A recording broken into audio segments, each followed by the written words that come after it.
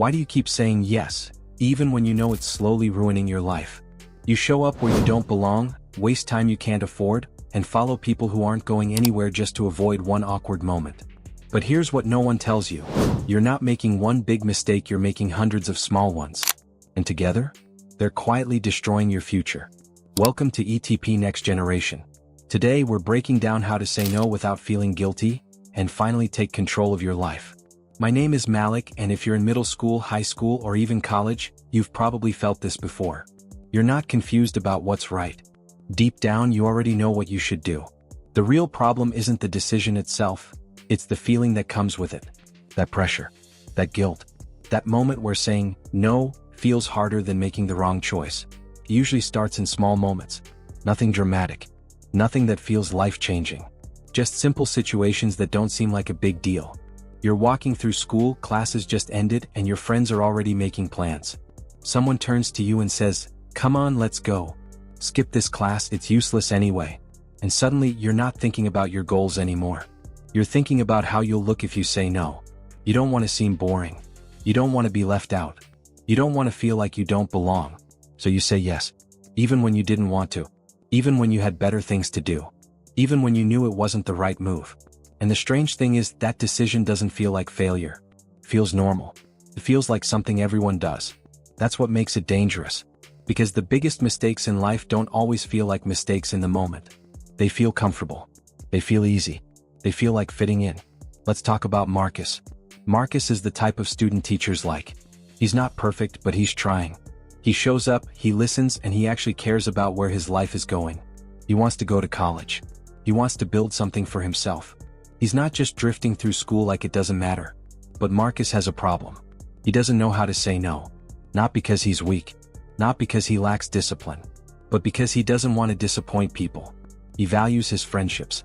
He doesn't want to feel like he's the one who ruins the vibe.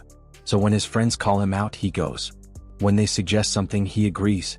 When there's a choice between what's right and what's easy, he chooses what keeps everyone happy. At first, nothing really happens. He still passes his classes. He still keeps up. Everything seems fine. And that's what makes it so hard to notice. Because the consequences don't show up immediately. They build slowly. One missed study session turns into two. Two turns into a habit. Assignments start getting rushed. Deadlines start getting missed. Focus starts slipping. And before Marcus even realizes what's happening, he's no longer ahead. He's not even keeping up. He's falling behind. Not because he's not smart, but because he never learned how to protect his time. Now here's where things get interesting. Marcus starts noticing something about the students who are doing better than him. The ones who walk into exams calm. The ones who don't panic. The ones who don't need to cram everything at the last minute. They say no. A lot. But they don't make it a big deal. They don't argue.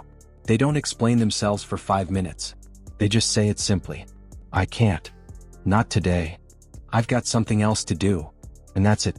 No guilt. No hesitation. No overthinking. At first, Marcus doesn't understand it. He thinks maybe they're just different. Maybe they're naturally more disciplined.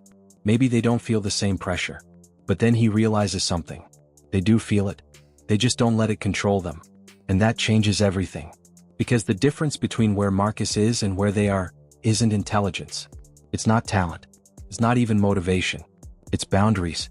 They decided that their future matters more than temporary approval. Think about it like this.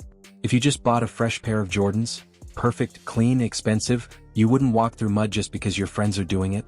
You wouldn't risk ruining something valuable just to fit in for a few minutes. So why are you doing that with your future? Why are you risking your time, your focus, your progress, just to avoid a moment of discomfort? Your time is limited. Your energy is limited.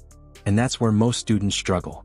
Because they've been taught to be agreeable, to be easygoing, to not create tension, to go along with things. But success doesn't come from always going along. It comes from knowing when to step back. Now let's talk about how you actually do it. Because knowing this isn't enough. You need to be able to apply it.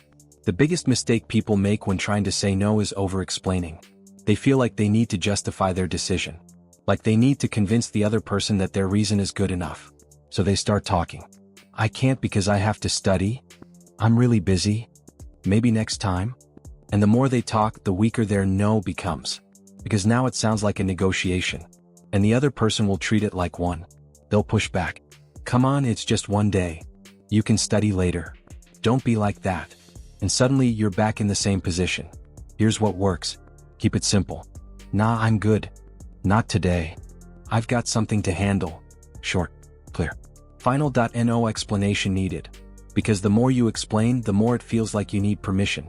And you don't. You're allowed to make decisions for your own life without getting approval from everyone around you. Now let's go deeper. That guilt you feel when you say no? It's not because you're doing something wrong, it's because you've been conditioned to think that saying no equals letting people down. But that's not true. You're not letting people down. You're setting a boundary.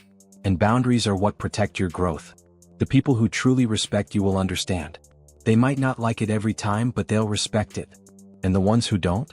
The ones who pressure you, guilt you, or make you feel bad for choosing what's right for you. They were never really supporting you in the first place. That's a hard truth. But it's an important one. Because once you understand that, it becomes easier to say no. Easier to stay focused. Easier to protect what matters. Now imagine two versions of your life. In one version you keep saying yes.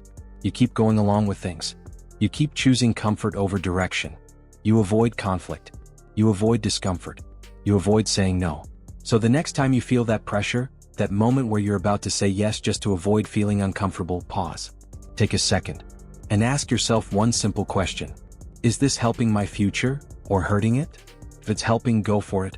If it's not, you already know what to do. Say no. Not loudly, not aggressively, just clearly. Because at the end of the day, your life isn't built on what you say yes to. It's built on what you're willing to say no to. So the real question is, are you going to keep saying yes just to fit in, or start saying no to build the life you actually want? If you want to be smarter every day, like and subscribe. Subscribe ETP Next Generation.